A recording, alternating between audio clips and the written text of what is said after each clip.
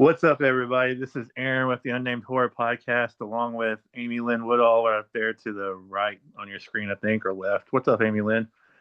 And we got a very special guest today. Very excited, Mr. C Ernst Harth. You've probably seen him in 100 different things. His IMDb list is extensive, and he's going to come on and talk to us about some of it. Thank you so much for joining us. Thanks for having me. It's like I had mentioned to you before, I put out calls every so often to the fans and friends and say, if there's a podcast you'd like to see me on, let me know. And that's how I contacted you, because your podcast was one of the ones that was mentioned. And I like supporting podcasts, and I like talking to people who are interested in the same things that I'm in. And it doesn't matter to me if someone has 20 viewers, 20 listeners, or a million, because it's just an opportunity to talk about my favorite subject, me. Well, I'm my favorite subject as well. Yes. There you go. Should be. Everyone should. It should be. I have to admit, I don't know if I actually told you this story or not, but so the Unnamed Horror Podcast Facebook page is like a separate from my page. So I went on it one day, and I got the message from you. Now, my first thought, honestly, was I recognize the name kind of, but I'm not positive. And then when I looked you up, saw who you were, I'm like, there ain't no way this is real. Somebody faked him, like got into his Facebook, sent a message. I'm like, no way the guy that played one of my favorite ghosts in Scooby-Doo 2 or 13 Ghosts actually contacted me about our podcast. No way. So I wouldn't even respond to you. And then like I started thinking about, what's the worst that can happen, right? If I find out it's a fake, no big deal. I messaged you. You responded back pretty quickly. I'm like, so the more we started talking, more I'm like, this is the real guy. Holy crap, this is the real guy. And he messaged me. So I messaged Amielynn. I'm like, you're not going to believe this. And it's like, okay, we got to get him on now because you're the biggest name. Like you've been in the most stuff of anybody we've had on the show before. We've had a lot of local actors, but you're a nationally well-known actor. So, well, that's the reason why, if you wondered why my reach out emails are always as short as they are, because I feel if you're gonna send a long letter where you're over explaining everything, those are usually the ones that are fake, and my attitude is I put the emoji of a ghost and the emoji of a baby and my name. If anyone knows anything about horror and doesn't know who I am and doesn't recognize those emojis, they should at least go to IMDb or put my name into Google. And I feel like I don't need to say anything other than I'd be interested in talking if you'd like to talk, and leave it at that. Because I feel if the person can't check you out, because you wouldn't believe the amount of podcasts that I don't do, because when I contact them that way, I get emails back like, talk about what?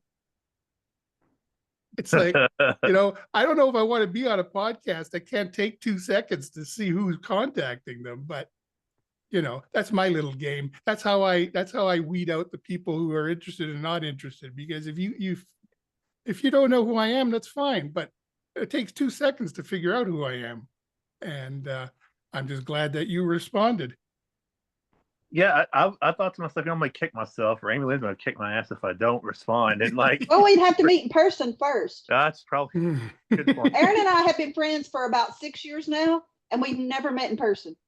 This is how we see each other. Been on the same projects, the same sets, but it's been always at different times. And so we do this now since we never get to see each other in person. And we live like 2 hours apart, so it's not like we live far away or anything. But well, yeah, there's people that I've been communicating with on Facebook for like 18 years that I don't know the person. I've never met the person, but they're just as much one of my friends as everyone else on Facebook. And I found since I started joining a lot of the horror community and a lot of the groups and stuff on Facebook, it is like one big family. And somebody will send me a friend request, and then I'll look and I'll say, you have 48 mutual friends. And then I'll look and it's like, well, I don't even know any of those 48 people, but we all sort of know each other. So it's just, and that's what I've realized, people who get into these independent films and what have you, if you want to be an actor and you want to be in horror films, or any kind of film really, but if you want to be an actor, just join some of these horror groups, some of these Facebook groups, And there's always somebody who needs help on the weekend with something. And, it's not that hard to get into something. People think it's much harder to be an actor, to get into acting. And nowadays with cameras in everyone's phone and, people going out on the weekend and shooting something, there's always, even if it's just background work, there's always an opportunity for people to get into something. And you never know who's going to see the thing that you did. And then all of a sudden they go, I want that guy. And next thing you know, you've got a resume. Mhm. Yeah, Amielynn's been in quite a few things, but she does a lot of behind the scenes work. I want to put you over for a minute, Amielynn, because she does a lot of behind the scenes work, like script supervisor on like a ton of movies at this point. Mhm. And she's acted some, and she's done other things with assistant director at one, I think, right, for some. But Assistant director, I've been a casting director a few times. Script supervisor and I've done all assistant kinds of stuff. director are two of the most important jobs. The assistant director is keeping the show running on the day, and the script supervisor is is like the navigator, is making sure everyone's pointed in the same direction and is turning left when they're supposed to turn left and turn right when they're supposed to turn right. And I have friends who are script supervisors, and I'm always amazed by the amount of attention you have to give to everything, because it's also, script supervisor is also continuity, which used to be two separate jobs. But so Not now anymore.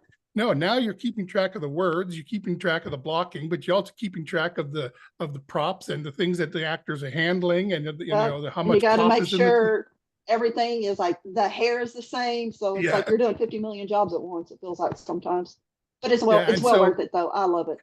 And because I know that whenever I'm on set, I'm like, in my head, my wife she always says, you have to stop being the editor and just do your job. But I can't help it because I'm a filmmaker and I'm a producer, and we've done our own films. So my brain is constantly in producer mode. So even if I'm on set as an actor, I'm looking around like, wait a second, that wasn't there on the last take, and this is a pickup, and that should be moved over to here by this point. And, so I'm always mentioning stuff like that to the directors, or giving them ideas because I see something in the background that might not be noticed, but if you just move it over a little bit more, it'll be noticed by the camera, and then it'll get the attention, and all those little things.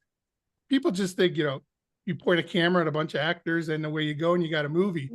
And they always wonder, the hundreds of names you see on the screen after a movie. It's like, what could they all be possibly doing? Well, not every film has that many people working on it. I mean, I produced a film a couple years ago with my producing partner, and him and I were the only crew, and it was a full-length feature with 2 crew. Wow. I recommend it as an experiment. I don't recommend it as a standard, because there's no breaks when 50% of the jobs are being done by one person and the other 50% are being done by the other person. And, there were times where I wasn't acting in it, but I was the assistant director. I was also the sound technician. I was also the script supervisor, but I was also in charge of planning for the day, and also the costumes, and also craft services and catering, and basically all the logistics stuff. And then he was all the creative stuff. He was the writer, director, camera operator, so it was a labor of love, but never. Oh, it has to be. It has to be a labor of love. If it's not a labor of love for you, you're in the wrong industry. Yeah. And with most 100%. films, it's about the act of making the movie. Because most films don't make any money. Lots of films don't get seen by other than the people that were in it lots of times. But you just have to love making movies and getting together with friends who like making movies and do stuff. And that's what we did. We self-financed it, and then we sent it out to a bunch of festivals, and they all came back and said, no thanks, it doesn't fit this year's programming, or whatever excuses. The problem nowadays with festivals, and the bigger the festival, the bigger the problem. In the old days, like when we started producing films in the 90s, film festivals would get 20, 30, 40 films, because they were, the old fashioned way of making movies, the analytical way, analog, with actual film and getting it developed and all that stuff. So there wasn't as many films being made. Now, I remember we submitted a film to the Atlanta Film Festival, and we were one of 6,000 films that were submitted, and they were only choosing 250. So it's insane the amount of movies that are being made nowadays, but it's a great business. It's a fun job. So it's So You know, how you did can't, how go did you ahead. I'm sorry. How did you first get involved in acting? When did you decide that was something you wanted to do?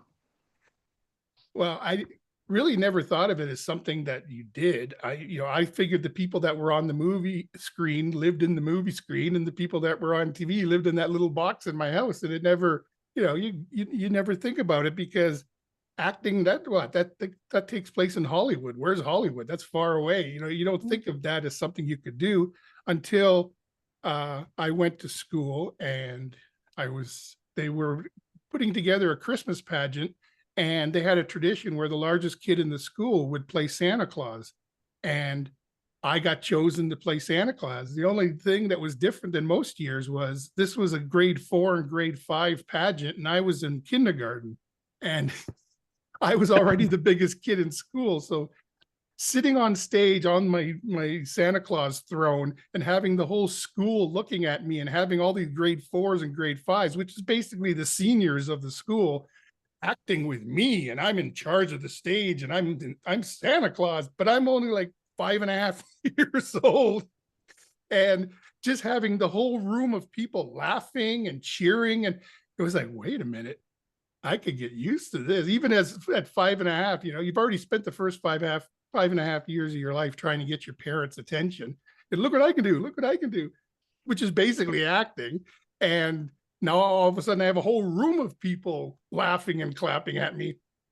And I knew right then and there that I got to do more of this. And then all through school, I did skits and school plays, assemblies, community theater. In high school, a friend of mine and myself, we put together like improv games, like that show Whose Line Is It Anyway? And we went to old age homes, nursing homes, and we would basically do improv games with the seniors who were sadly just basically sitting there waiting to die, because most of their families didn't visit them. They would just drop them off there and leave. So it was like creating smiles and joy in people's lives.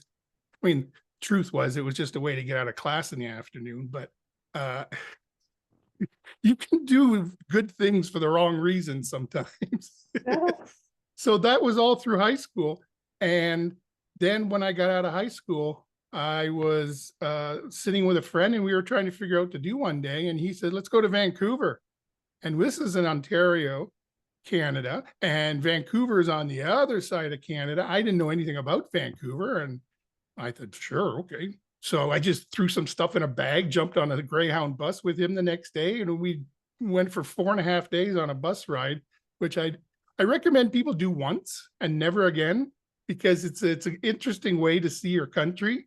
But I'll tell you, when your days are this and your nights are this, and then your days are this and your nights are this, it gets really, it's like, oh, thanks for the comfortable bed.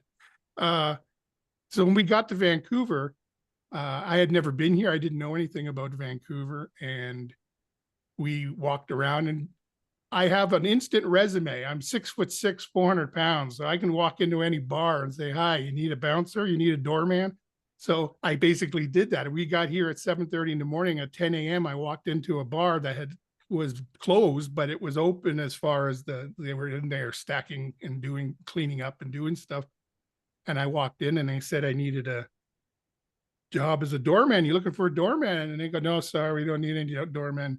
Okay. And I turned around, and as I'm walking away, he says, I just need a DJ. And all of a sudden, actor brain kicks in. I don't know what a DJ does other than play music. I've never been in a DJ booth. I know nothing about being a DJ, but I also know I need a job. And I also know I can act like a DJ. So I turn around, and in the midst of turning around, in that second it takes me to turn around, I'm thinking of every nightclub I've ever visited in my lifetime in Ontario. And I'm like, well, aren't you lucky? Because I used to be head DJ at Stages nightclub, at the Twist nightclub in Waterloo. And I just started naming every bar I've ever visited as a customer. And he says, really?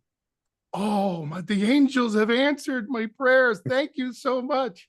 And he says, you come back at 6 o'clock and you meet Ali. He's our head DJ. I said, okay. So now I'm basically got nothing to do all day in a city I've never been to. So I basically just went from restaurant to restaurant and ordered. That's the best way to kill time. Just go to restaurants. So I go back at 6 o'clock. And what I didn't know in the morning was that, because in the morning, this was just an empty bar. You know, it was your standard old stale beer smell empty bar, right? So I go back at 6 o'clock. Turns out this was a strip club. The place is packed. The lights are flickering.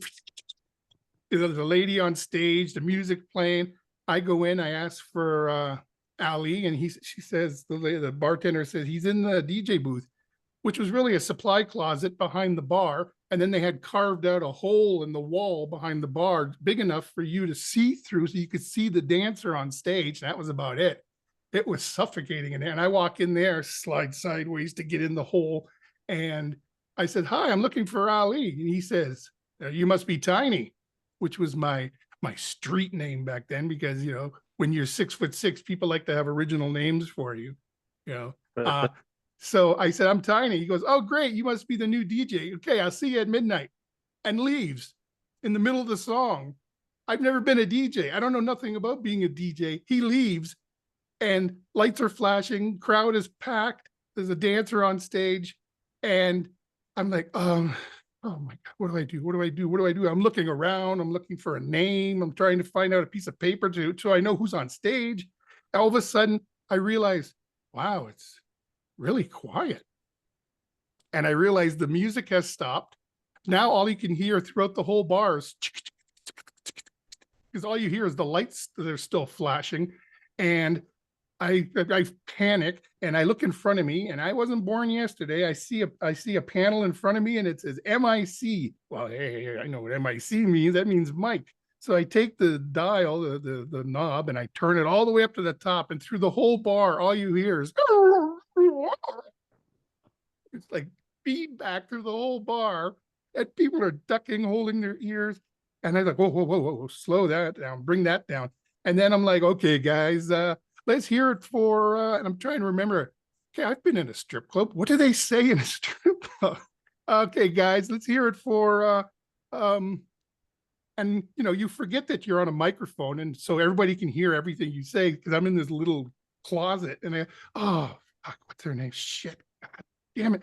And I forgot that everyone in the bar can hear this. And all of a sudden, from the other side of the bar on stage, the naked woman with her hands on her hips goes, "LaDonna." So I go, "Oh, okay, guys, let's hear it for LaDonna." And then just as I say that, I hear shower, shower, shower. And all the guys in the place start yelling shower, because they had like a little champagne glass on stage. They had like a ball of water that shot out, and they'd go on there and they'd soap up and whatever. It was the encore. And I'm like, and I see the button, and I press the button, the shower comes on, and I look over, and this is how old I am. There was just 2 tape decks, because we had cassette tapes. That's all they had to play music on. And I said, "Okay, guys, looks like you're gonna see some showering. So let's hear it for LaDonna and for the shower." And they're cheering, and I press over and I press play on the deck, and I turned deck 1 up on the panel. But what I didn't realize was that deck 1 must have been played earlier in the evening, and he must have faded off the song as the song was ending. He faded off of it. So I go, "Okay, guys, let's hear it for LaDonna," and I press play, and it goes "Okay,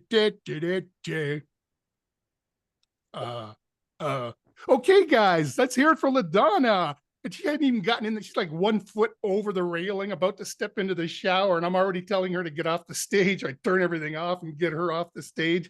It was a total nightmare.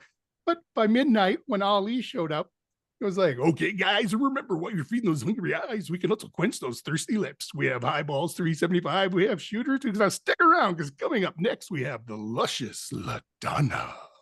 And they thought I was the greatest DJ ever. But they didn't realize that I was just acting my way through the day. But that's basically how I got out here to Vancouver. And then, just to finish that little tidbit, I get upstairs at the end of the day.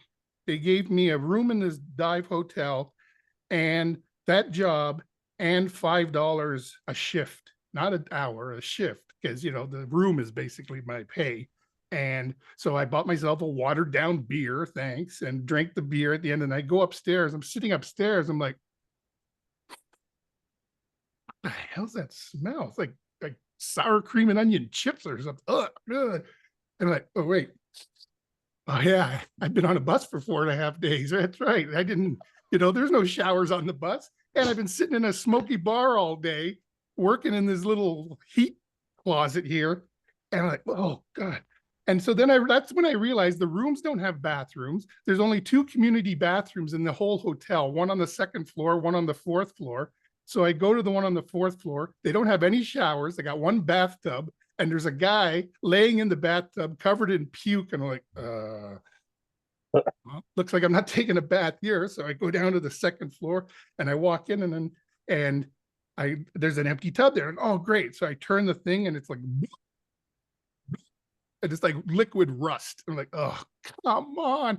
And as I'm walking back into the hallway and I'm walking back up the stairs to my room, I'm saying to myself, it's been a week.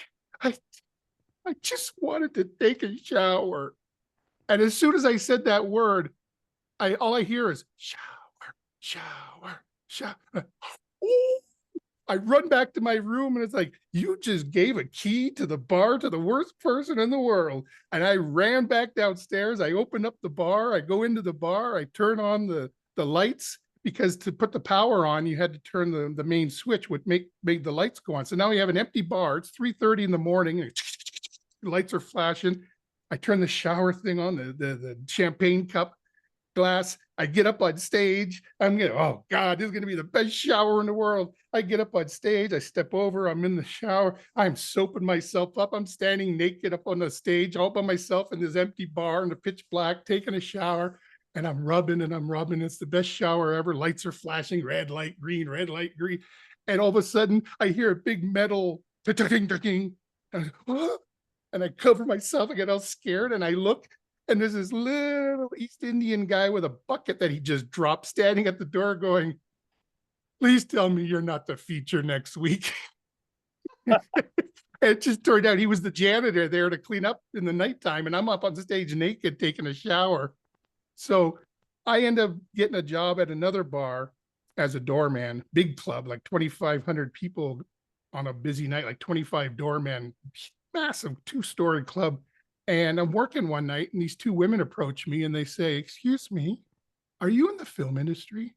And I said, no, like I didn't even know what that meant. I said, no. She goes, do you act? I said, well, I was in the drama club and I had drama class and I took, plays and stuff through school. Great. You know why? Because you have a really interesting face. And I think we could probably get you some work. We could probably do something with you. And they pull out a card and they give me a card and they say, why don't you give us a call? And they walk away. I didn't even look at the card. I just put it in my pocket and thought to myself, bunch of chicks just trying to pick me up, whatever. I get home, I throw the card on the table and could have just as easily thrown it in the garbage, but I threw it on the desk. And a couple of weeks later, I'm cleaning up my paperwork. I come across this card on the desk, and I actually looked at it this time. And it turns out they're both talent agents from a talent agency. And it was basically legit what they were saying. And I was like, oh, I should check this out. I called them on the Monday. And by the end of the week, I was shooting my first national commercial. And I was on billboards. I was on bus shelters. I was on buses. I was all over TV. It was like, I shot that February 27th, 1990. That was my first commercial, my first ever professional acting thing. I had just turned 20, February 2nd. And that's basically how I became an actor. I was working as a doorman. It's like the old story of the bombshells in golden age of Hollywood, or at the drugstore, having the soda at the counter, and all of a sudden the producer discovers them. It was basically the same thing, except I was working in a nightclub as a doorman. And then it was just perpetual motion. The ball just kept rolling and I just kept getting hired. And that's how I became an actor. And then 96, 6 years later, for that first 6 years, I was working part-time, just like anybody else, working a day job and trying to be an actor and get jobs here and there. And then in 96, I was offered my first lead in a feature film. And I went to my boss and I said, hi, I'm going to need 3 weeks off. And he says, did you tell them you can't do it? Because nobody's just going to give you 3 weeks off. At that point, they clearly realize that you don't want to be there. You want to be over there. And the attitude was, if you want to be over there, then go be there, but you can't be here. And I said to the universe, okay, well, if you want me to be an actor, I'm putting it in your hands. And I quit that job and I decided I'm going to be a full-time actor. And I never looked back. And that was in '96. And it's just been up and down, lots of ups and lots of downs. And, some days some weeks you have 3 films on the go. And then there's other times where you don't work for 3, 4, or 5 months. So that's the life of a character actor. But it's been interesting. And to fall into it like that was always amazing to me. To me, it seems like, and I've done a couple of little things, but I'm nowhere near what Amielynn is or you are. But it seems like a character actor, it might be at times easier to find work than it is as a leading man, because movies always have those kind of ancillary characters that you can just sort of disappear into. People not even know it's you, but you still get work. Does that seem to be the case with you? Yeah, and a lot of people think that because they don't look like a lead actor, they can't be an actor. I say, well, I don't look like Tom Cruise. I couldn't do that. When the reality is, it's like you said, it's the interesting people on the sidelines that work all the time, because they're the ones that look like, the people you see in everyday life. And, they always want they don't want you to stand out and be better looking than the leads, which I never have a problem with. But the problem I always have is, unless they want a massive freak of nature kind of character, they're not going to stick me in the same frame with Tom Cruise when Tom Cruise is a little mini man and he's trying to sell the image that he's a big tough guy. They're not going to want a guy who's 1.5 feet taller than him standing next to him. So I get turned down for a lot of stuff because I'm just too tall for the frame, especially on TV. That happens a lot on TV. They want everyone to fit in the same frame. And if they have this frame, like the funny result of this is that I did a film a couple of years ago with Peter Dinklage, and that they shot the entire scene from his framed for him. So the top of the frame is his head. Well, he's like 3 foot something. So I'm basically like the parents in Peanuts, like the Charlie Brown parents. You just see my legs and you hear my voice, but you don't ever see me until I walk away from camera and you see the back of my head, because it was like a sight gag. He's the star of the film. So the whole shot was based around him. And then you just see my legs and my stomach in the shot. And it was just a small cameo role, but I thought that the sight gag of it alone was so hilarious. I wanted to be a part of that. And then just to be able to say I did a scene with Peter Dinklage, because he's such a great actor. But, unless they want someone crazy tall, like I did Excess Baggage, and they needed people to intimidate Christopher Walken. Well, Christopher Walken is 6'2". So all of a sudden being 6'6" helps, because that's what they want. So then you start getting those kind of roles. And then I started doing more and more creature suits and, performing as like ogres and trolls and all different kinds of monsters. And then they liked it when you're big. And then by the time 1999, 2000 rolled around, I was at my heaviest. I was like 2 pounds shy of 600 pounds. And that's about the time that I did 13 Ghosts. And that was an eye opener. You don't realize how big you've gotten until you see yourself 40 feet tall, almost 600 pounds in your underwear on the screen.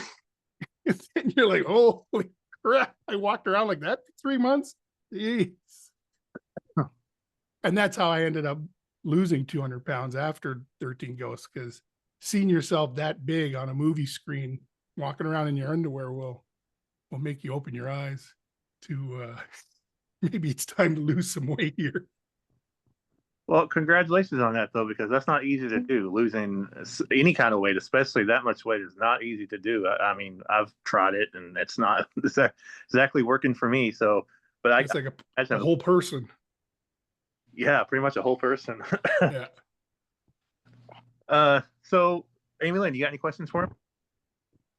Yeah, of all the roles and stuff you do you have one particular, like one film, one character that just resonates with you the most? Yeah, truthfully, the one that resonates with me the most is one that I'm not even on screen for. I'm just the voice of, and there's a series of cartoons and books that have been around for like 60 years in Europe called Asterix and Obelix. And I'm the voice of Obelix. I'm the English voice of Obelix in the last two feature films that they did, big $80 million feature films, almost like Pixar style, but it's out of France and Belgium. And they're made in French, but then they have the voices dubbed into English for the rest of the world. And I'm the official English voice of Obelix. And that character is so me, to the point that when they were auditioning for this character, other actors that were coming in to read for it said, you know who'd be perfect for this? C Ernst Harth. I mean, he basically is this character. And then when I went in and auditioned for it, I realized, man, I got to get this part. This part is me, and this character is me. And he's like a larger than life character, but inside he's like a simple, innocent little boy who just likes to play. But on the outside, everyone just sees him as a big guy who has nothing but strength and can have rage.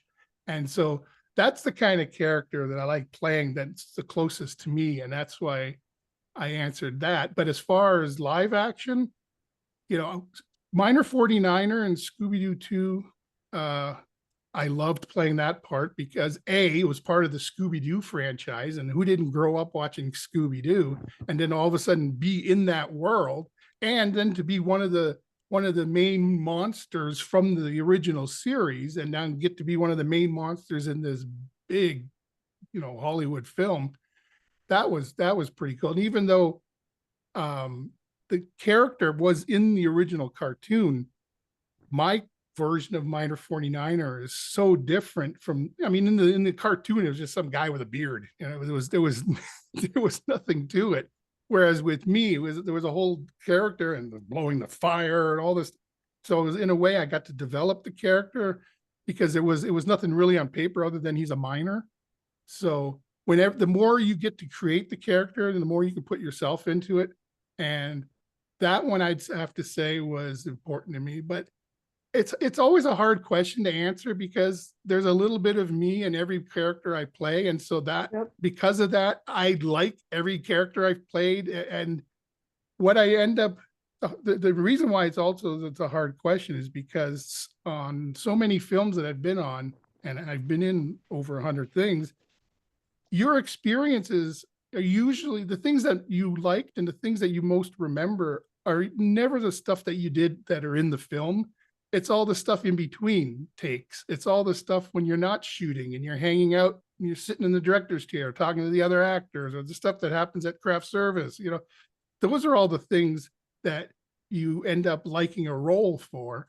So then when you get a question like what role meant the most, it's so hard because there's films that I loved working on, but I couldn't care less about the characters in a way. It was just the experience of working on that film. And, Scooby-Doo, thankfully, I liked playing Minor 49er. But then there's also characters where, I'm just playing a person, a human, a guy, So those are the fun parts too, because you don't get to hide behind makeup, and you don't get to hide behind a character that already existed. You get to create something. Like in the A-Team, for example, I had just finished working with Joe Carnahan, who directed that. He had produced Smokin' Aces 2 because that was his franchise. He had created the first Smokin' Aces. And I got to play one of the Tremor brothers in the sequel. And he liked my work on that film so much that when it came time to him creating the A-Team, I just got a direct offer from the studio saying that Joe wants me to work on this film.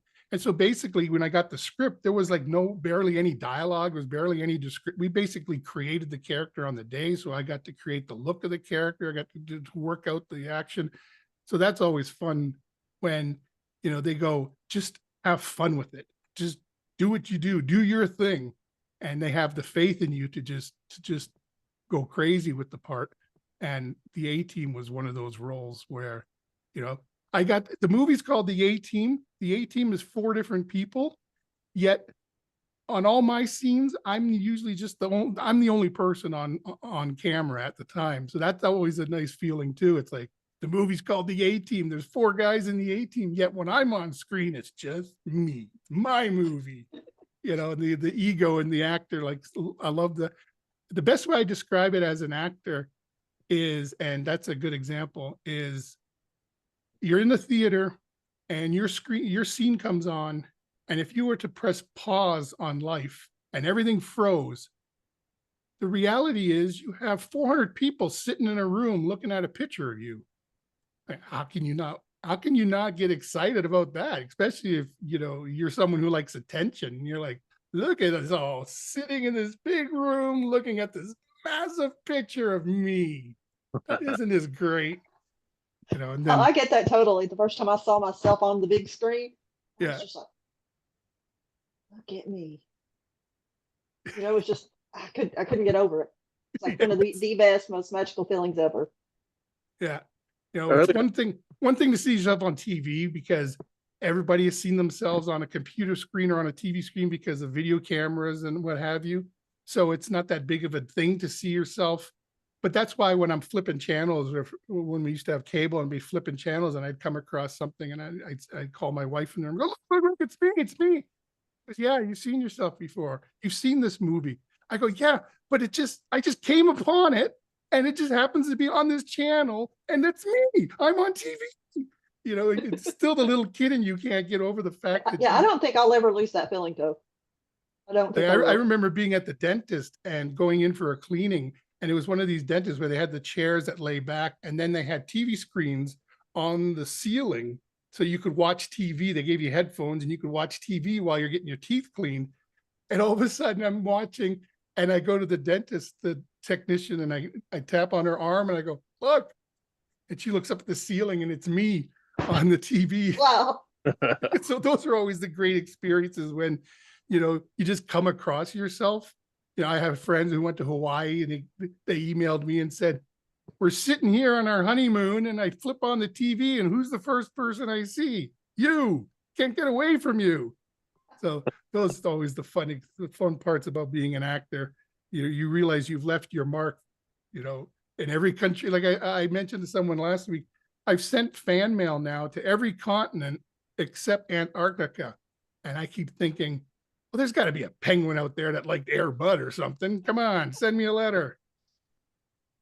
Air Bud was on my list because I love the Air Bud movies. I've seen all of them. They're hilarious and funny and cute. And so when I saw you were in Air Bud Strikes Back, I had to go back and watch it again just to remember that you were in it. But I was like, oh yeah, okay, cool, yeah. Yeah. It's I'm the guy that everyone doesn't realize they've grown up with. I'm the guy that's been in everything that anybody's ever watched. It's because it's funny when I end up talking to people, and as I'm talking to them, they'll be like looking on my IMDb page or looking at my resume, and they're like, you were in that?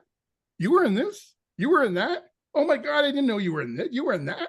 And that's when they slowly realize, wait, you've been in my life for like 30 years and you don't know it because, you know, I'm just the guy in the background. And mostly, like you were saying before about the background and character actors getting lost in the character. You know, I'm usually a larger than life monster or ghost or creature, so you wouldn't even know who's in the outfit. Like, what's that other actor's name? Doug Jones. Is that his name? I think the guy who does all the, yeah. He's been creatures and monsters in like so many movies, but you never see him. You just see the creatures. So it's a great place to be, except I don't get those many roles anymore, the monsters and stuff, because, you know, 55, they got people 30 years younger than me that are willing to do those roles now. They don't need grandpa dressed up in prosthetic makeup anymore. I got a friend who you mentioned like recognizing you. Like she messaged me earlier and was like, who's this guy you're interviewing? She's like, he looks familiar. And then I told her your name. And then she was like, oh my gosh, he was the principal and was an all for the boys or for all the boys or something like that. For all the boys, yeah, the third one. I'm the principal at their high school. She loves that movie and was like, oh my God, I can't believe you're talking to him. So I was like, I'm excited about Scooby-Doo 2 and mine 13 Ghosts. She's excited about this little romantic comedy you did a couple of years ago. Yeah, I show up everywhere.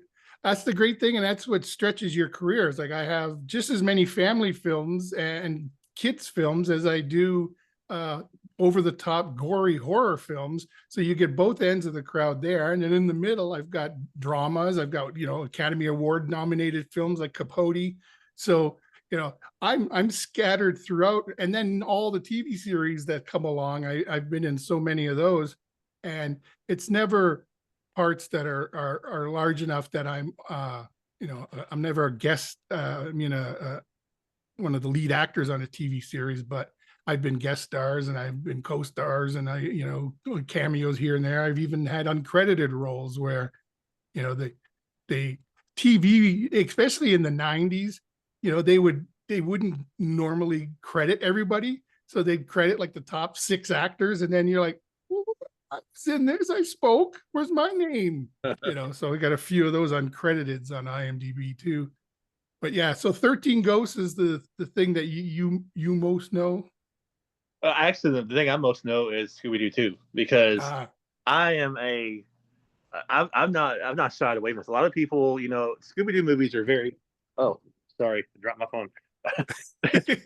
But Scooby-Doo movies are very divisive. People either love them or they hate them, and I don't know why, because I think they're so much fun, and I personally love them. I don't know how other people feel about it, but that's just me. I love both those movies. I think the Scooby-Doo series and movies and what have you is like a gateway drug to horror anyways. Very much. That's like the first experience a lot of kids have with horror is the monsters and ghosts and stuff that the Scooby-Doo guys come across. So when you messaged me and I looked it up and I'm like, the Minor 49er, like I of course I remember the character. I'm gonna get you varmints and yeah, the lines and the cool. I remember the character, but of course you couldn't really tell it was you at first because of all the makeup and did they use CG for some of that, or was it just the only thing they did for my character? The only CG they did was I had to go into a booth. Once I was in the full Minor 49er garb, they stuck me in this booth where they had these cameras spin around me and take photo. It was like a photo scan of me from every angle, so that they had like a hologram version of me. And then whenever you see me in the film, they superimpose that over top of me so that I almost look see-through, because I'm supposed to be like this magical ghost monster kind of thing. So it appears that I'm see-through or that I'm like an image. So that was the only CGI part, but the makeup was all practical effects. I basically 6 hours of makeup every day and then 2 hours to get into all the wardrobe. So that was like a full 8-hour workday before I even started working. And then I'd go to set for 12 hours. And then I'd have to come back to the trailer for another hour and a half to get everything taken off. So, you're looking like, 18, 20-hour days, and then there were a few days. The one week I remember we worked 5 days that week, every day. So I had like 2.5 hour turnaround. A Teamster would drop me off at home, and then another Teamster would be there 2.5 hours later to pick me up. And it's like, do you really think I slept? Really? I'm so cranked with the energy of the whole day that, my wife, I drive my wife nuts when I come home from set, because usually it's like 4 o'clock in the morning, 2 o'clock in the morning, whatever. And I'm going a mile a minute and I want to tell her everything about the day. And then we did this, and we did that. And then I had this for lunch. And then I went to the craft service table and I had this, and I did that. And I talked to this person and they came to set. And she's like, it's 4 o'clock in the morning. Can you tell me when I wake up? And, after 23 years of marriage, she's heard everything. And it's like, yeah, okay, I get it. She used to come to set with me all the time. And as the years went on, the set visits became less and less, because it's like old hat, it's like, yeah. Because then all of a sudden the glamour of being on a film set is gone. And the realization of I'm standing in the middle of the woods for 18 hours and it's freezing and there's no coffee. And there's like, what am I doing here? I'm not even in the film. It's like, bringing guests to set isn't as exciting as they think it's ever going to be, because they're like, so there's like 200 people standing around doing nothing. This is making a movie? I said, yeah, because when I'm working, the rest of the crew is standing there waiting for me to do my job so that they can then go back and do their thing. That's why it's always weird. It's like so many crew members will remember me from films, and I don't remember most crew members. And then it occurred to me one day, when I'm working, these people are all standing there watching me work. So they're eagle-eyed on me. They know who I am, but I'm not paying attention to this massive amount of people around me. I try to get better with it. I try to remember people's names, but you can only remember so many crew members' names. And they end up not usually even remembering me. They usually just remember my character. And on something like Scooby-Doo 2, where Minor 49er is such a large character that they forget that there's even a human in there. I'm like a walking prop. I'm just like set deck because I'm Minor 49. I mean, like Freddie Prinze Jr. I remember standing next to him on set when we were doing the scene where I blow fire at him and he ducks underneath me and spins around and everything. I remember while we're standing there between shots, he just walks over and starts poking my belly. And, because you forget that's a human, it's just Minor 49ers. So, oh, look at his belly. And he just starts poking my belly. And you're like, hello, what is a human in here? You could say, hi, my name's Ernst, that kind of thing. But yeah, in the morning, and this was after I had lost all that weight. So this was the first film I did where they built me a fat suit because, you can't win. It's like I lose 200 pounds and then they want to put the 200 pounds back on me. So they had to build a big fat suit, which was great because I got to take it off at the end of the day. I didn't have to take it home with me like I used to. But because of all that, the first thing I had on was a cool suit, which was something they had designed for the soldiers in Kuwait. It was basically, I had these veins of ice cold ice water running throughout my body that would keep me cool. So I had that suit on, then the fat suit. Then I had on these pants that had fiber optic lights in them and a smoke machine in my crotch, because why not? And then I had these big custom boots that they made. I had makeup hands and gloves, the hands and arms. Then I had the ears, the teeth, the beard, the hair, 5-piece application. Then I had the jacket. Oh, then I had a 35-pound air bladder stomach that was Velcroed to my chest, and it was filled with air so that it would jiggle when I walked. And then I had all this hair built onto it to look like I had a big hairy gut. And then the jacket, then another thing. And then I had on the big hat that had a working lantern inside it. So all of this stuff. And then I had these contacts that were like this big that like covered my entire eyeball, except one little pinhole in the center. And that was what was left of me. Every inch of me was Minor 49er, except this little pinhole in the center of my eyes. And because my wife was on set and she was like my assistant during this, when it was time to go to set each time, she'd sit me down, she'd look into my eyeballs, and she'd look and she'd see the little pinhole and she goes, okay, there's my husband. I love you. Have fun. And then I go off to set, so there's all these pictures of her kissing Minor 49er and stuff. That's always fun to see. But that's when you really get to be an actor, is when you get to live literally in the skin of another character, not just, pretending to have the skin of it. You actually are the skin of. And I remember someone saying to me one day, we were shooting, it was really hot outside, and they're looking at me and they're looking at Minor 49er and they're like, man, as hot as it is, I can't believe you're not sweating. And it's like, you want to take a moment and you think, okay, does this person realize that they're looking at the outside of the latex makeup and makeup doesn't sweat? Do they realize that underneath here, I'm doing the backstroke, that I'm so wet. They have no idea. It's so, because you're just Minor 49er and they get so used to looking at you, they forget the fact that, you got 50 pounds of makeup on and you're sweating underneath that. And that's the only thing that drives you nuts when you play those kind of roles, is all day people coming up to you going, are you okay? Are you hot? Are you wet? Do you need a break? It's like, I was hot 5.5 hours ago. I'm so beyond hot now. Can you just stop asking me? Because, and then they keep feeding you water because they think you're hot. Well, thank you. But it takes 45 minutes. I have to shut down production for 45 minutes if I want to go take a piss.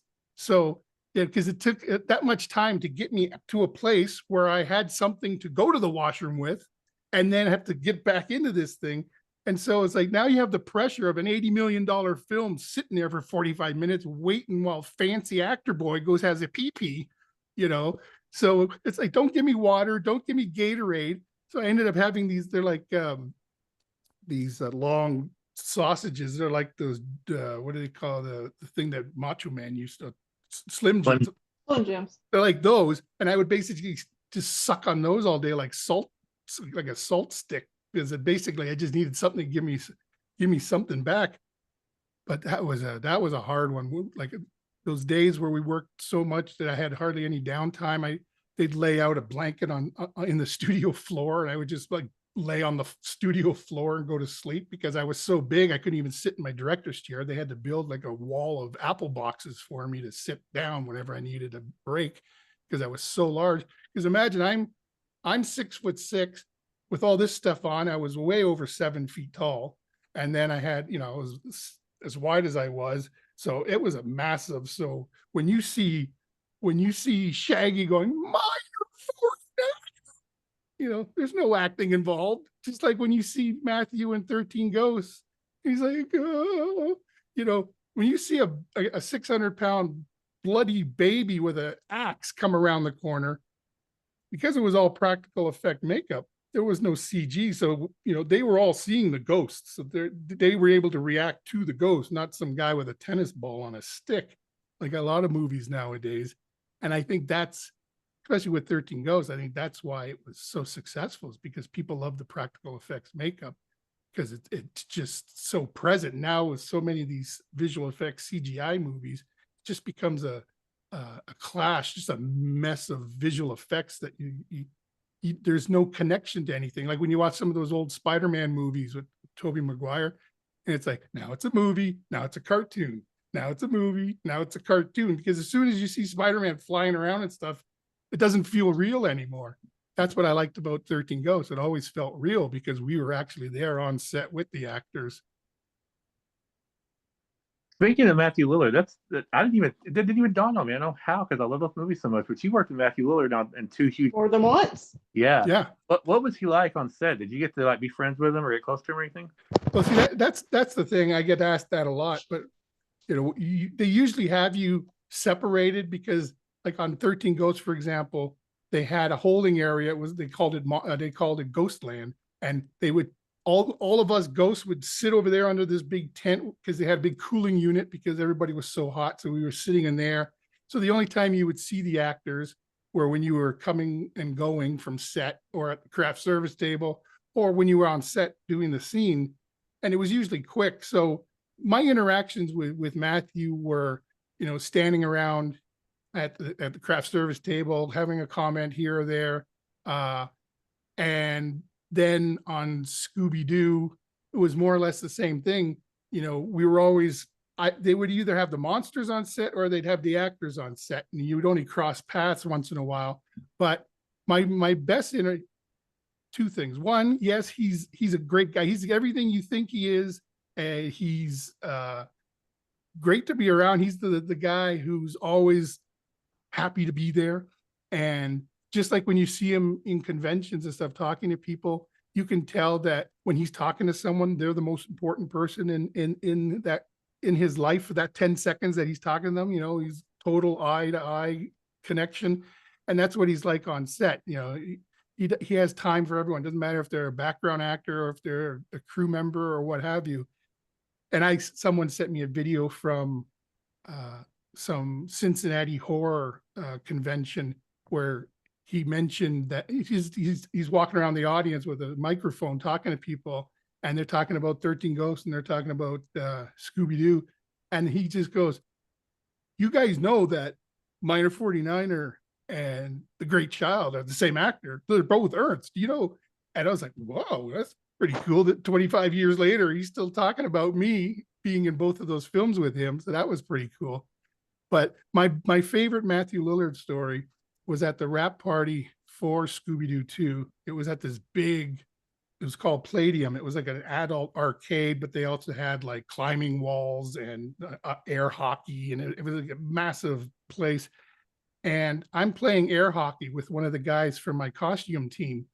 and my wife is standing behind me at the air hockey table, and I'm right into it and sliding the disc back and forth, and I'm playing this game, and behind me, my wife is playing bongos on my butt. She's, feeling me up, touching me, fondling me, all this stuff. And I'm playing, and I'm like, playing, and I'm enjoying her playing with my butt.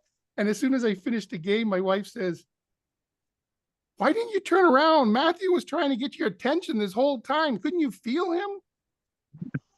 That whole time was this Matthew Lillard behind me going, wait, wait, wait, wait, wait, squeezing my butt, slapping me on the butt, fondling me, trying to get my attention. And when I turned around, because he was leaving for the night, so he was basically wanting to say goodbye. And I just assumed it was my wife, never turned around, never paid any attention to it. And I felt so stupid afterwards. But it was basically, just made me think of another thing. I did a movie in the 90s called Dudley Do-Right with Brendan Fraser and Sarah Jessica Parker and Alfred Molina, amongst a whole bunch of other people. And I had just come from the movie theater on a day off. I went to see the Chucky, the one where Chucky gets married or whatever, The Bride of Chucky. And I'm walking home with my friend from the movie theater. And when you cross people on the sidewalk, or there's people behind you and they're having conversations, and you're like, every so often you can hear parts of different conversations as you walk. So we're walking along the street, and I start hearing this conversation about 10 feet behind me, and I'm hearing, "Oh, I don't know. I think that's him. What should we do? I know. Why don't we give him a purple Nurple? Yes, purple Nurple. Why do we give him a purple Nurple?" And I start hearing all this talk about a purple Nurple. And I get to the red light. I stop at the corner, and all of a sudden somebody pinched my ass so hard. And I was like, "What the fuck?" I turn around, and it's Brendan Fraser going, "Hello." And it was basically the same kind of situation as with Matthew, except I actually recognized that it was him when I turned around, whereas with Matthew, he'd already left by the time I turned around. But it's those are and that's what when you were saying about favorite characters and favorite movies. It's those memories that I remember more than anything in the film. It's those, like, who has a memory of Brendan Fraser squeezing his ass on the sidewalk, So those are the fun memories that I have. But yeah, Scooby-Doo 2, Monsters Unleashed, and 13 Ghosts are clearly the two films that I get recognized for the most, the ones that I get the most fan mail and fan requests and print photos and stuff, people to sign photos for. Those are definitely the two. And I think both of those films have gotten more successful with each year that they've been out, because they've both been out now for like a quarter of a century. And I think they're bigger now than they were when they first came out. I think both of those films barely made their money back. And Scooby-Doo 2 didn't make enough money that the studio wanted to make the third film. And 13 Ghosts, I think, made more business on DVD and on video than it ever did at the theater. The fact that it came out less than a month and a half after 9/11, there was a lot of people that weren't even in the mood to go out in public, never mind to a movie theater. So going to see 13 Ghosts might not have been their first choice. And mentioning 9/11, that has a connection to 13 Ghosts, because even though the movie came out October 26th and 9/11 was September 11th, yeah, I did the math there. I figured that out, 9/11. That, even though that was only like a month and a bit before the film came out, that was when they brought us back to do some reshoots on that day. And it was such a bizarre day, because we were only shooting for a day. And you had Steve Beck, the director, you had the director of photography, and a bunch of executives and stuff from the studio who had come up to Vancouver for the day. And now all of a sudden, hell's breaking loose, and we're all standing around watching a TV monitor in the studio and seeing the towers come down. And now all of a sudden, they don't know if they're ever going to get to leave Canada, because all the planes have been canceled. They don't know if they're going to go home at the end of the day. I think they ended up renting a car and driving back. But it was so surreal. It's like you're in your diaper and your ghost makeup with your tufted hair, and you're off on set and you're doing and then you'd cut, and everybody runs back to the TV screen and is watching what's going on in New York City with the towers, and it's all somber and sad. And then, okay, back to set, go back to set. And so in 13 Ghosts, the shot at the end of the movie when the house has exploded and all the ghosts have been set free, and you see the ghosts all dancing off into the woods at the end of the film, for example, that shot wasn't in the original film. That we shot like 5.5 weeks before the film came out. So it shows you that they're making these films right up to the last minute. We shot the film like a year before release, and then like a month or so before the thing comes to theaters, we're still shooting stuff that they decided they needed to add. So that will always be my people always say, well, do you remember where you were when this happened or that happened? When 9/11 happened, I was running around in my underwear pretending to be a ghost. And that's my memory of that day. So that'll always have a weird connection for me. But how hard is it as an actor to go back to something after like a year of not being able to do it and then get back in that mindset of being like you said, you weren't just a regular ghost, you were a giant. Yeah. And I'd already started losing. I'd probably lost about 80 pounds by the time we did the reshoots, but because the stuff was way in the background, you can't really tell, who can tell the difference between 600 pounds and 520 pounds? Big is big. That's why for the last 10 years, my resume just says 340 pounds, because people in this business have no idea about size. So many times I'll be reading a script and it'll say, a huge man of 260 pounds walks in the room. And I immediately think, have you ever met a 260 pound guy? Most men are 260 pounds. It's not a huge man. So I just put 340. What do they know? I think I'm down to about 360 now. So I'm finally getting back to the number that's been on my resume for 10 years. But yeah, getting back into the character like that is difficult. And what's most difficult is, like, for example, the movie Trick or Treat. Have you seen that? Yep. I played, which was a character very similar to the Great Child. I played the giant baby, which was almost more like an Easter egg. It's like a little cameo. It's like for horror fans who know, it's like, wait a second, that's the same big baby that was in that film. Except I'm 200 pounds lighter, so I look like the Great Child's baby. It's like, I look like a big old sick guy, and now I'm like a skinny guy with a bonnet. But in that film, they brought us back 3.5 months later because they were going to do more footage of the wolves attacking us. So they brought me back so they could have the wolves ripping my neck, and you see them shredding my neck and everything. And I had a big neck application where they added the blood and everything. And where that was hard was 3 months earlier when we shot the stuff on Trick or Treat, they had the one scene where I'm passed out when Anna Paquin finally shows up to the party. And she goes, well, where's my date? And she points over at me, and I'm passed out, and I'm supposed to be drunk.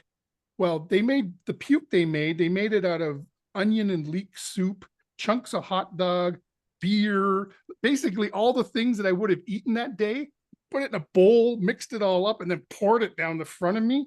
So now you're under the hot lights and you're smelling all this homemade puke, and it's in your nose all day.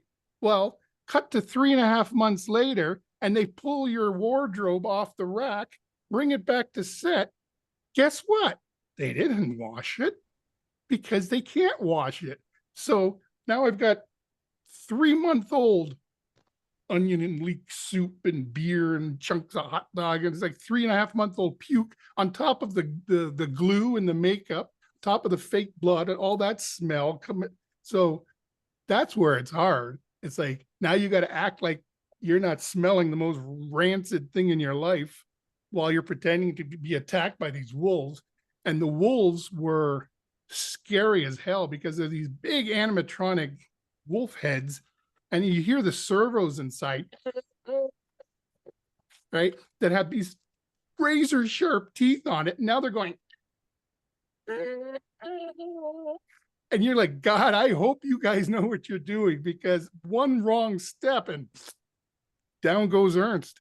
And though it turned out that those wolves in Trick or Treat are the same wolves from Underworld, which had just shot in Vancouver recently. So they just took the same wolves and changed the color of them. So those are like the little inside secrets that nobody knows about. What? Those are the same wolves? Yeah, it's the same studio. It's called Reuse Recycle. But it's the parts where you have lots of dialogue and there's a lot of narrative that you have to remember. Those are the hard ones when you have to come back many, many months later and you have to put yourself into that mindset. You know, to be a monster, it's like, you know, come back 3 months later, you know. But when you all of a sudden have a certain voice or a certain accent, and you have to put yourself in the mindset of where you were, and you have to try to remember the continuity of everything, because now you're shooting it 3.5 months later.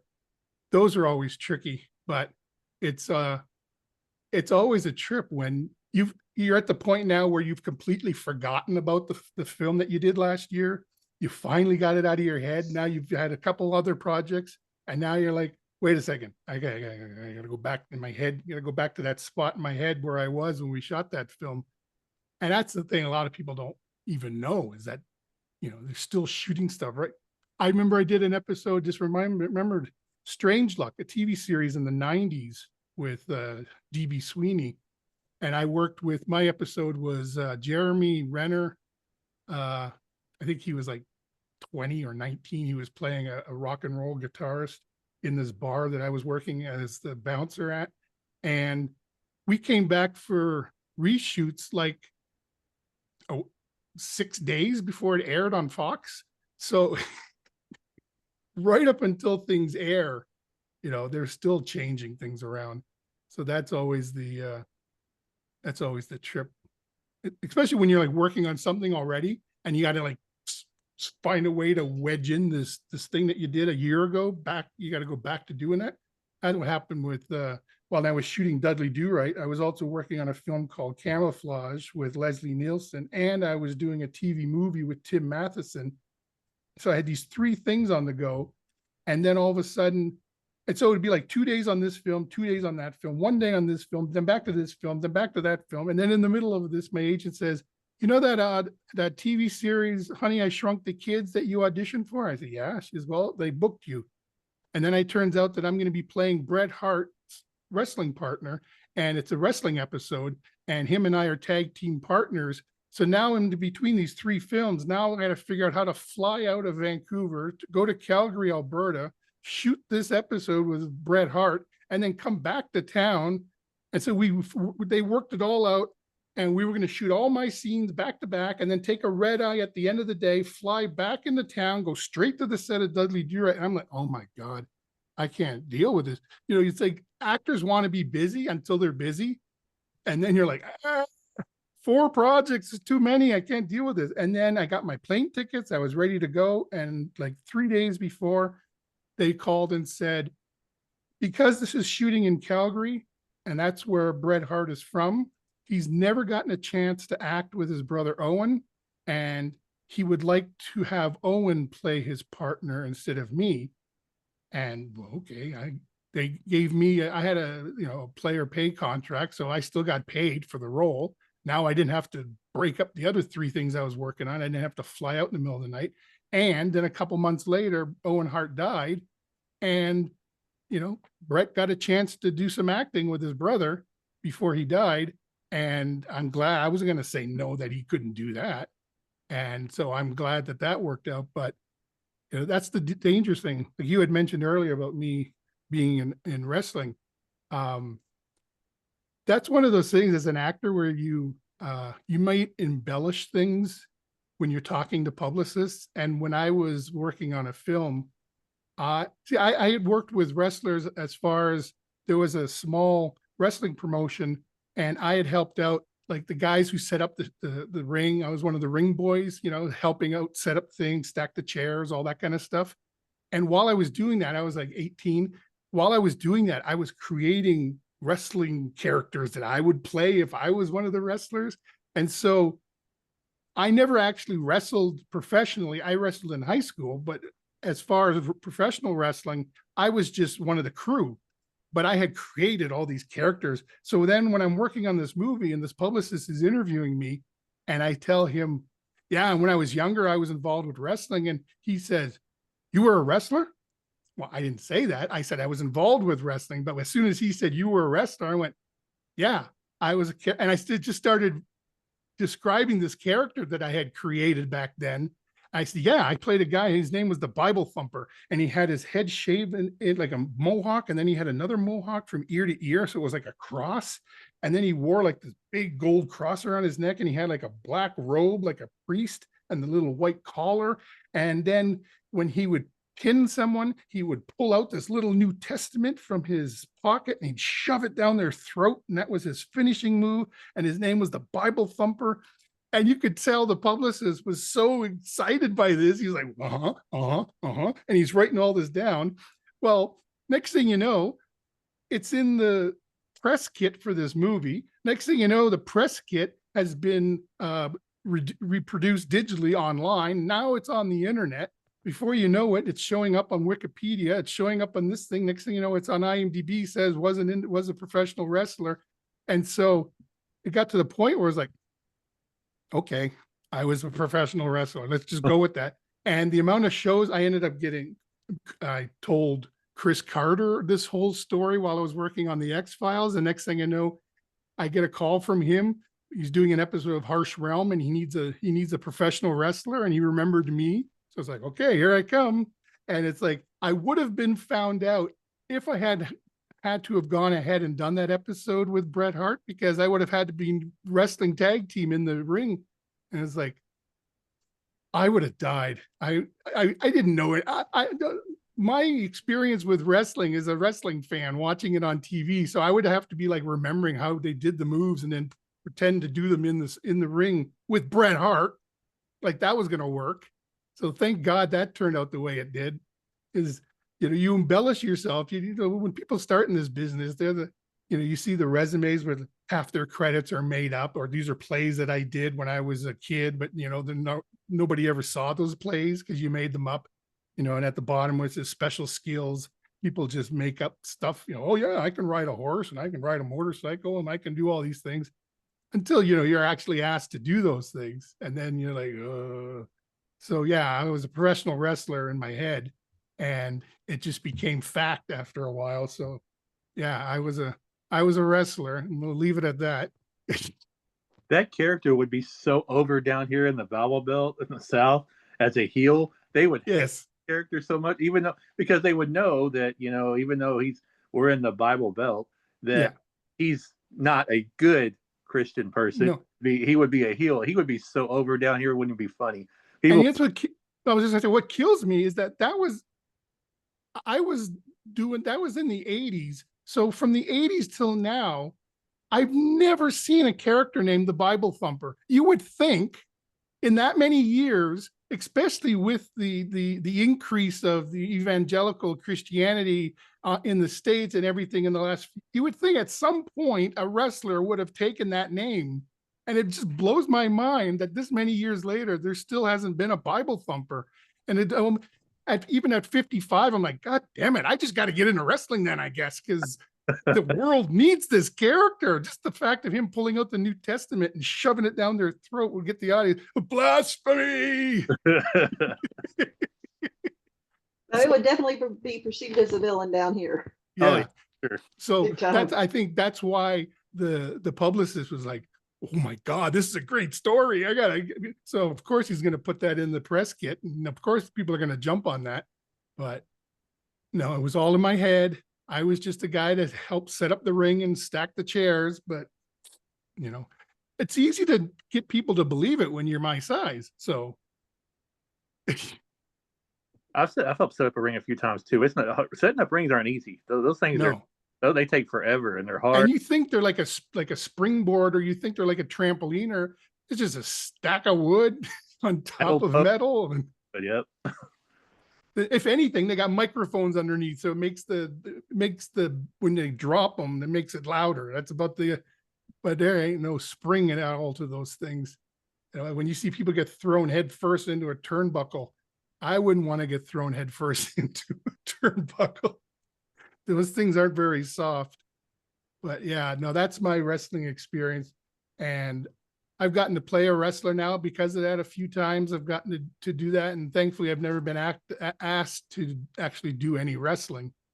That's thankfully, because my wrestling goes back to high school. And because of my size, my entire wrestling career in high school was this. they'd go, and now wrestling in the heavyweight category, and they'd bring me out, and there'd be nobody else my size. So I'd go to a wrestling tournament with my team. They'd bring me to the middle of the ring, and the ref would lift my hand, and I'd get a medal, and they'd put it around my neck, and I'd go home. I think I wrestled twice in high school. Every other time I just won for default. And the only time I lost, sadly, was to a blind wrestler, which who knew there were blind wrestlers, but they had the National Institute for the Blind, and they had their own team. So one of the tournaments I went to was at the National Institute for the Blind, and they put me on the mat with this blind wrestler, and they've learned how to wrestle a certain way because that's how they train. And the way they would wrestle is they would put their arm on the other wrestler's shoulder. Well, I didn't learn to start that way. I learned to start 6 feet away from the other guy, in the ready to go position. And then we dive in towards each other. Well, because this guy's used to starting with the hand on the other wrestler, as soon as they blew the whistle, he just spun me around back to back, like a suplex, threw me down on the ground and pinned me in like 6 seconds. And that's my embarrassing wrestling history. It's like, I never wrestled. I just won. And then when I finally did wrestle, it was against a blind guy who beat me in 6 seconds. So Bret Hart would have loved that. This is my tag team partner. So, thank God that didn't turn out. But it's been an interesting career. A character actor, they give you all of these fun. I have all these fun characters. The last couple of weeks, I've been posting stills from different projects on my Facebook page with famous quotes of my characters. And I just keep finding the most bizarre quotes. And I keep realizing, holy crap, my characters have said some weird things over the years. Typical lead actor doesn't get to say the kind of things that I've gotten to say. But when you're saying things like, oh, you say that about all the creatures that impregnate you, who talks like that? Well, Silverface on the Outer Limits, that's who talks like that, and that was fun because I got to work with Colin Mockery on that episode. And what, he's so famous for doing improv on Whose Line Is It Anyway? Nothing is more scary as an actor when they sit you at a table with Colin Mockery and then the director goes, okay, now when we start this scene, you guys just improv. Like, oh, sure, great. Might as well be me in a wrestling ring with Bret Hart. Now you're sticking me at a table with one of the greatest improvisers in the world, and you want me to be funny? So that was a tricky one, but yeah, that was Outer Limits. You remember that series? I do, yeah. That was the remake of it in the 90s, 2000s. I can't say I've watched a ton of them, but I do remember them. Amielynn, you got any questions? I'm enjoying listening to you, man. I forgot all the questions I was going to ask. Well, you asked me. You said to tell you about my connection with Meatloaf and what that turned. So I did a movie. I have a bigger history. It goes all the way back to my childhood, and I ended up writing a one-man show about it called The Rockstar and Me, about how Meatloaf ended up being like my lamppost, my light post through life. It was leading me in the direction I needed to go through life. That's a longer story, but the shorter story is I did one day's work on a movie called Blacktop, and it was an HBO film, and Meatloaf was starring in it. It was him and Kristen Davis from Sex and the City, and he was like a psycho truck driver who takes her hostage. And so I was playing the club manager at a club that her boyfriend is a comedian at. And it was just one day's work, and it was me and Lachlan Monroe. And the day went, and I had so much fun working on this film, and the fact that I got to meet Meatloaf and work with him, it was just a memory I wanted to have. But we didn't have HBO in Canada then. So I thought, how am I ever going to see this film? It's going to air in the States and then it'll be done. It'll move on. And I never get this. That's the thing when you're a character actor and you work on some of these films for a couple of days or what have you. The thing comes and goes, leaves town. You never see it again. And now you have to go into, start archaeology. You got to start digging around trying to find a copy of it. And so what I did was I went online. I figured Meatloaf is a big enough name. He must have an online presence or something. I found the official International Meatloaf fan club, and they had a message board. So I went through 6 months of messages on the message board looking for someone who mentions this movie Blacktop, hoping that if I find someone, maybe they taped it. And if they taped it, maybe they'll make me a copy, and they'll, it was like a just shot in the dark kind of thing. I found two messages about this movie, but only one of them had left an email address. So I contacted it. It was a woman in Pennsylvania. And I said, hi, my name is C Ernst Harth. I'm the club manager in Blacktop. I saw that you left a message for Meatloaf about it. I was wondering if you happened to tape it. And if you did, I'd love to get I'll send you a tape. I'll pay for the shipping, whatever you want. But I'd love to get a copy of this. And I guess she took the time to figure out, like, when I sent you the email, she had to figure out, is this real, or is this some guy who's just, is this the FBI? Are they trying to nab me for pirating movies? Or, it's like, you don't know what kind of email is out of the blue. Is like an actor in the movie? Who does that? Wouldn't he have a copy of the film that he's in? Right. So a couple of days later, I get an email back that says, hi, I can't believe an actor from the film is contacting me, but yes, I did tape it. And yes, I'd have no problem sending, and I'm so honored to get, it was one of those kind of responses. And so she ended up making a copy of the film for me, but we started chatting back and forth, and she started asking me about my career. She started asking me about the different films, the TV shows I'd worked on. And as you know, actors hate to talk about themselves. So this went on for weeks, Oh, by the way. And so I would email her these photos from the different films I'd worked on and tell her the anecdotes to go with the photos and the different stories and what have you. But what I didn't know was that she was a web designer in real life. So one morning I get up and there's an email from her that says, click this link, grab yourself a coffee, and then click this link. So I did. I clicked the link, and it took me to the unofficial C Ernst Harth website. She had taken all the photos I had shared with her, all the stories I had shared with her, and she basically created a website. I didn't have a website at the time. She basically created the unofficial website for me. I was so taken aback, blown away that a stranger would do this for me. I said, why don't we work on this together and make this the official C Ernst Harth website, which is what we did.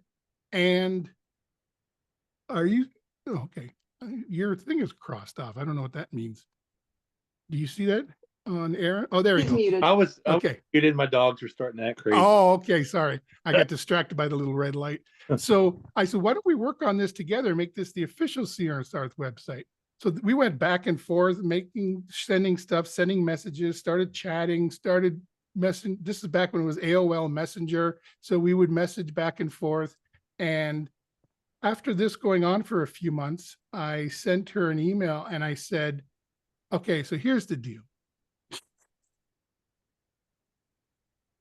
What? What am I jumping to? It's a second. Malcolm? Oh, yeah. I ended up moving to, not moving. I ended up going to Revelstoke, British Columbia to shoot a movie for a month with Malcolm McDowell. And I would go to the web cafe every day to check on the progress of this website that she was building for me. And it became a running joke with Malcolm McDowell because he would come into the cafe to get a coffee, and he'd come over and he'd see me sitting at the computer and he'd go, oh, Ernst, let me see. Are you visiting your favorite website again? And he'd lean over the computer to see if I was on the C Ernst Harth website. And he says, what's the counter say at the bottom? How many times have you been to this site now? And, it was like making fun of me because it was the counter was just representing how many times I've been to this thing. And it became a running joke between me and Malcolm McDowell.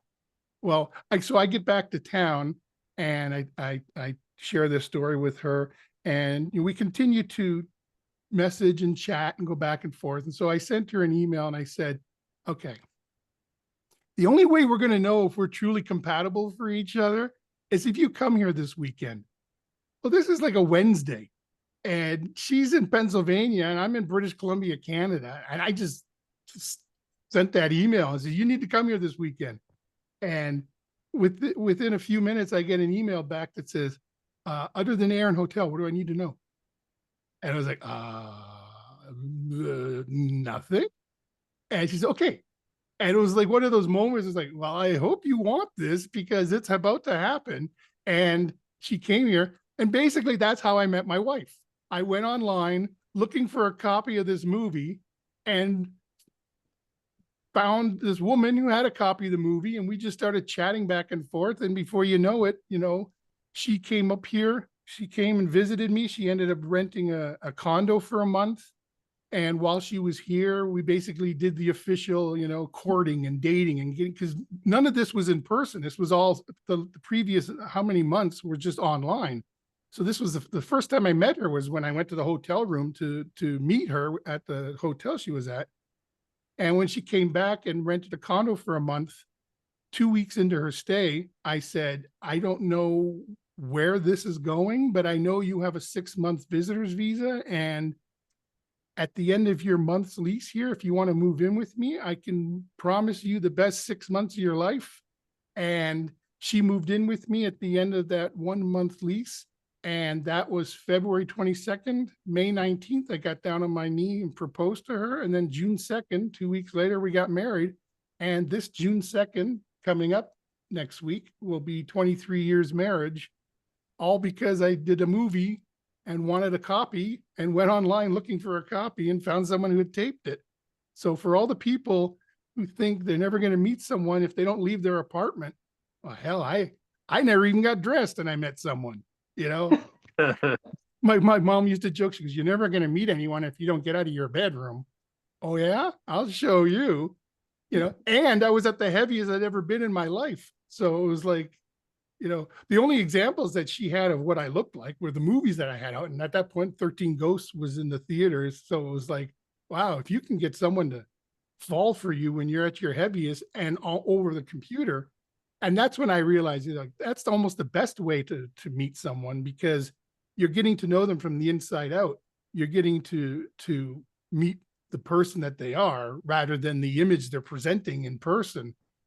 By the time I met with her in person, I'd already known everything about her from the inside. I knew her feelings, I knew her memories, her stories, all these things. So yeah, that's our love story. She ended up writing a book about our love story, and that was published. I ended up writing a one-man show that was at the Vancouver Fringe Festival in 2013 about our relationship. And up to this day, she works from home. I'm at home. Her office that's her computer right behind me. It's like a little school setup here. Her desk and computer is behind me. I'm in front of her. So the teacher's in front of me. No, the window's in front of me, but this is our little office here. And we spend 24 hours a day together in 23 years. And we still celebrate Sundayversaries because we got married on a Sunday. We still celebrate month-iversarities every second of the month. It's sickening for everyone else on Facebook, but we're still newlyweds, even though we've been married 23 years. And it's knowing that's how we met, just to this day still blows me away, that I can't believe that, I wasn't looking for a wife. I was looking for a tape. And that's why we always joke. Most people do it the other way around. They go online looking for a wife and they find a tape. I did it the other way around. So that's the thing I always tell people about acting, about just life in general. And that is, you just got to constantly be open to the universe, because you never know, you get to a red light and you stop, some guy can end up standing next to you. You could have the greatest conversation of your life that could change the direction of the rest of your life with some stranger standing next to you on the street for 20 seconds. You never know where things are going to be, but you got to keep yourself open. That's how I ended up becoming an actor, because I was open to the fact that these two women approached me. That's how I ended up in Vancouver, because I was open enough to someone saying, why don't we go to Vancouver tomorrow? Like, okay. And it's like, when you start looking back at your life, you start realizing all the lefts and rights and all the forks in the roads and all the things that you did all led to the one thing. And it's just keeping yourself open to, and them telling me I need 3 weeks to shoot this movie and having to quit my job because I can't. And that's how it just, everything along the way has just been because I've kept myself open to the universe, and you never know what life has planned for you. And thankfully, that's what led me to you guys, I do have like, I mean, I know as an actor, I know myself, like when you go on set, you know that they're there to do a job. They're human, normal people, just like, you know, you are. But have you ever had that experience where there was just like one main actor that you were on set and you just had to think to yourself, don't geek out, don't geek out, don't fangirl, you know, don't make that, like you had to reel yourself in? Yeah. My first introduction to Christopher Walken was like that because he's such an amazing actor, and I've loved every role that Christopher Walken's ever played. So knowing that I was going to be in a film with him, and then I was going to be there for 5 days on set with him, it was probably the first 2 days. It was like like you were saying, I couldn't even look in his direction because I was afraid. But the best interaction of that sort that I had was with Philip Seymour Hoffman when I worked with him on Capote, because just like with Christopher Walken, I've loved everything that Philip Seymour Hoffman has ever done. And to me, he's like a character actor who became a lead actor, because every film that he did, he would become that character so much. I mean, Philip Seymour Hoffman is this big schlubby guy, and all of a sudden he's in Capote, and Capote's like this tiny little effeminate gay man. And for me, the very first time I met Philip Seymour Hoffman, we're shooting the scene in Death Row in Capote, and this is when Capote comes in the death row to visit the two guys that are the whole movie's about, that the whole trial is about, in cold blood. And I had met Philip Seymour Hoffman yet. I was so nervous about meeting him because he's such a great actor. And the first time I meet him, we're doing the run through for the scene in death row. The doors open, the big clink, clank, clank in the prison, and the doors open, and he comes walking in as Capote. Well, I know Philip Seymour Hoffman as this big schlubby guy with a deep voice and usually unshaven. And the guy that comes walking in is this tiny little Capote with this tiny little outfit. And I didn't realize they had built his outfit, his clothes and everything bigger to make him look smaller. He had lost a bunch of weight. He had his hair slicked back. So there was all that. He comes walking by and I'm like, oh my God, that's Capote. No, that's Philip Seymour Hoffman. No, that's Capote. Oh my God, I can't. And I standing there watching him as he walks by me, and we're doing the first shot. And at the end of the shot, he comes over, walks up to the jail cell that I'm sitting in. And I can't really do a Capote voice, but he leans in and he says, now, when we do the actual scene, you're not just going to be standing there with your mouth open, are you? I didn't realize. I was so taken aback by his appearance that when he came in, I was just like,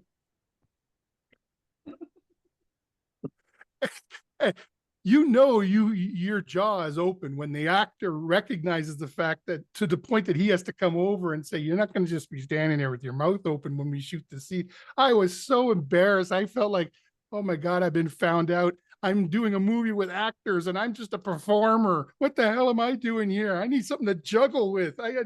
I was so taken aback and I was so nervous, and it just kept getting worse. The next time they did it, when we actually did the scene where they come to get me out of my jail cell and take me to the corner because I'm the first prisoner to get hanged. The director, Bennett Miller, says, okay, when they come, I want you to, he's going to ask you some questions. You're going to answer his questions. And then we're just going to go with it. And then they're going to take you off and you're going to walk away. And I'm thinking to myself, wait a minute.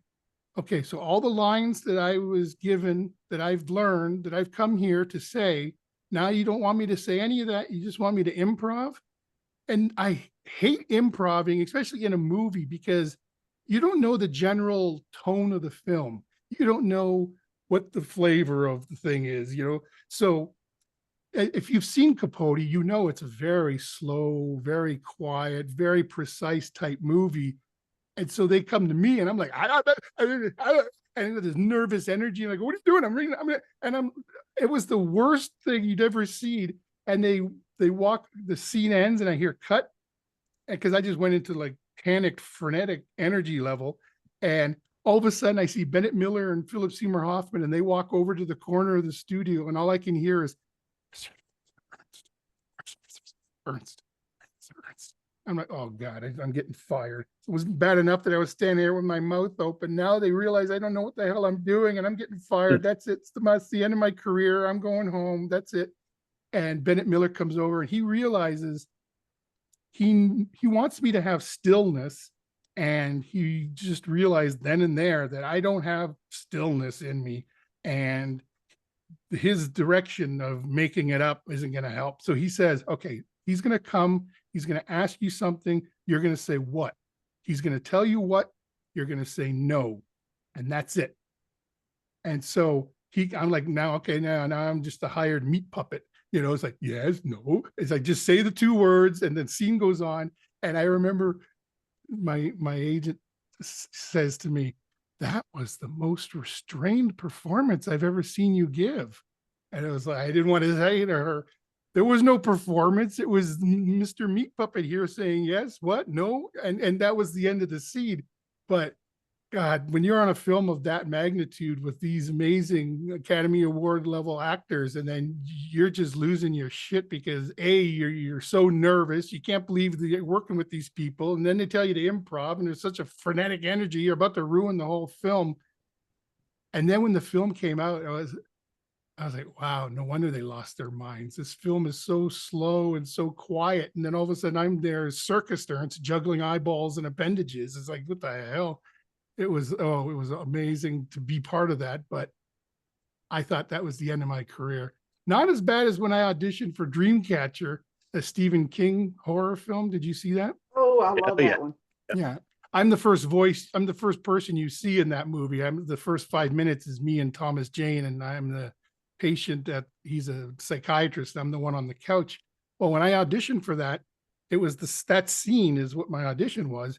And so if you know, with acting, you get the original audition, they bring in all the actors, and then the director breaks it down, and then they have a callback where they take the ones that they like, their favorites, to bring them back and meet with the director and do it again. So it turns out that it's between me and a guy from out of town. And so I collect some pop, because, you know, the up and coming actor that I am, just rolling in dough here. So I have to go collect a bunch of pop bottles. So I have some change that I can take the bus to the other part of town so I can go for my callback. And I go to this callback and I'm sitting there and I'm nervous. And because I was nervous about this, my friend said to me, he said, you should smoke a joint. That'll calm you down. You won't be nervous if you smoke a joint. So now I'm sitting there, and as nervous as I am, now I'm turning paranoid. Now I'm starting to freak out, because as I'm sitting there, I see this van pull up. Guy gets out of the van with the driver and a bunch of luggage. Turns out this is the other actor that is reading against me for the part. We're both going to go in and meet Lawrence Kasdan, the director, to read for this part. They're bringing him in straight from the airport. They're about to take him to the hotel he's staying at. He's got his luggage. They bring him in. She's counting his per diem in front of me as I'm sitting there, having collected pop bottles to get to this audition. Now they're counting out his per diem. They're like, can we get you a sandwich and get you something to drink? We have some craft service. Would you like something? And I'm like, oh my God, they clearly don't want me for this film. They flew this guy in. They're counting his per diem. He's staying at the fancy hotel. And I'm sitting here getting more and more paranoid by the second, because my buddy told me to smoke a joint, and that's the last thing I needed. And just as all this is falling apart in my life, I hear, you ready, Ernst? Okay. The casting director calls me. I go into the room. I'm expecting to meet Lawrence Kasdan, the famous Academy Award winning director of The Big Chill, the guy who wrote Empire Strikes Back, all these things. And I'm thinking I'm going to meet Lawrence Kasdan. And as I walk in the room, the casting director goes, I'd like you to meet Larry. Larry, this is Ernst. And Ernst, you're going to be sitting over here. And now I'm walking over to where I'm going to be sitting down, pretending that I'm on the couch. And the only conversation that's going in my head is, oh, great. After all this, I don't even get to meet Lawrence Kasdan. I'm just some flunky named Larry, whatever. Pfft, stupid. And so I sit there and I start doing the audition. And I was, once again, this frenetic energy that showed up on Capote was the same thing. And that's where I got the term circus Ernst, juggling eyeballs and appendages, was from the casting director when he called my agent the next day and says, I'm sorry, we're going to have to pass. Ernst, Larry, and that was the other thing. As I'm walking out of the audition, I'm leaving, I'm crossing the parking lot. And as I'm crossing the parking lot, I'm thinking, Lawrence, Larry, Lawrence. Oh, come on. It was Lawrence Kasdan. I got so pissed off that I was meeting some flunky named Larry that I wasn't going to get to meet the famous director Lawrence Kasdan, when in fact it was Lawrence Kasdan, but Mr. Stone Paranoid here. And so I'm trying to do the audition, and I'm like, the lines are up here, arms are over here. I'm like, it's just the most horrible audition you've ever seen. And so they told me they're going to have to pass. So a couple of days later, my agent gets a call from the casting director and says, we still haven't found anybody. So we're going to put Ernst back in the race. But the casting director says, I want Ernst to come in and I'm going to workshop the scene with him, so that, because once again, they wanted stillness. And, you know, Ernsty boy here don't have no stillness. I'm Mr. Juggling it in the corner at 3 a.m. I'm not the stillness type. So the casting director brings me in, he lays me on the couch and he says, okay, so here's what we're going to do. When you're telling this story that you're going to be doing in the movie, the first third of the story, I want you to look, and he puts a sticky note on the wall and he says, I want you to look at that sticky note and just say the lines. And then when you get to this part, and he goes and he puts another sticky note on another part of the wall, he says, I just want you to shift your eyes to that sticky note and say the rest of the lines. And then for the last part, I want you to shift your eyes to this sticky note and say the last lines. Don't move your arms, don't move your body, don't move anything except your eyes. And so I was like, once again, the meat puppet that I am, because I'm not an actor, I'm a performer. I'm just doing what you're telling me to. So I look here, say my lines, look here, say my lines, look there, say my lines. They send the tape back to LA. I get a call the next day, you're back in the race. And then he says, if Lawrence comes up to town and he wants to meet with you again, I said, okay. And then the next day I get a call that says, you're booked. I was like, oh. And that was the last time, the one and only time I ever smoked a joint before an audition. And it was for a huge film like that. And I recommend never doing that again, because I don't know how that was supposed to calm me down, because it did the exact opposite of me. And thank God I was able to get that part. And that was so nice. Lawrence Kasdan, Stephen King, and the script written by William Goldman, all Academy Award winning, Stephen King, famous, just to be part of that film. And then to be the first 5 minutes of the film, once again, was just an excitement. But yeah, dear actors, don't smoke a joint before your audition. Don't go drinking. I did that before once for a Sprite commercial.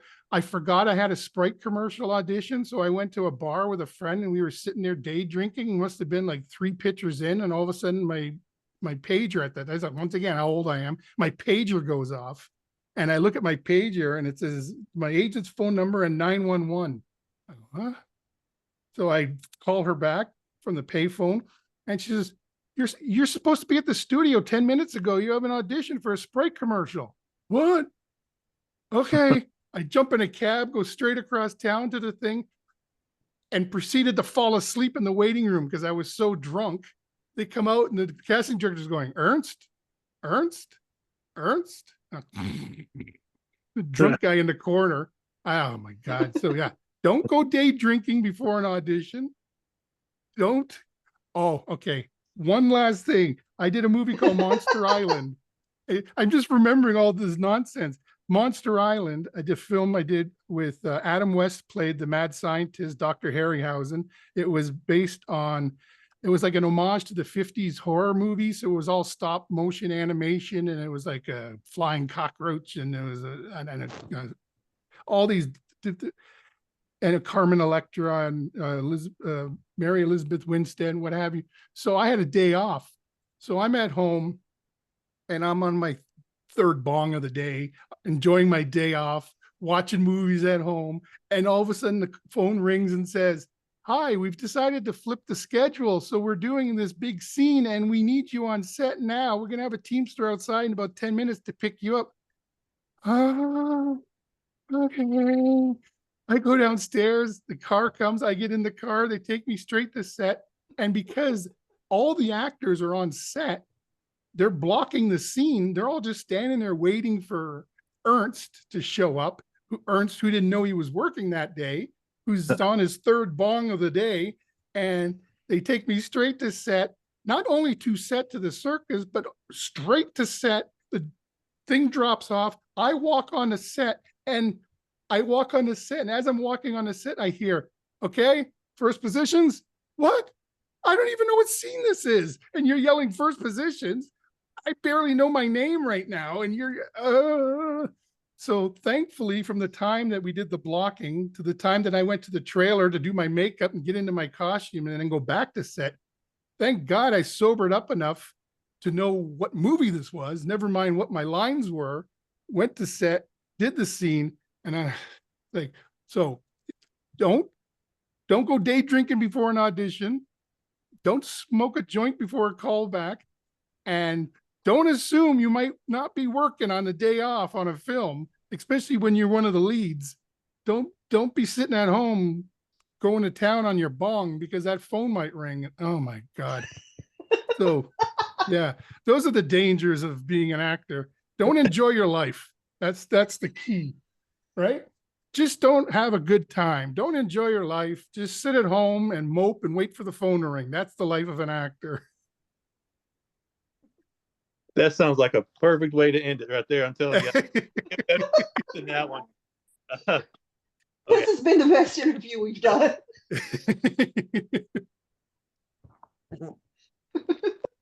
Oh, my wife goes, yeah. And the last step is marry someone with a real world job.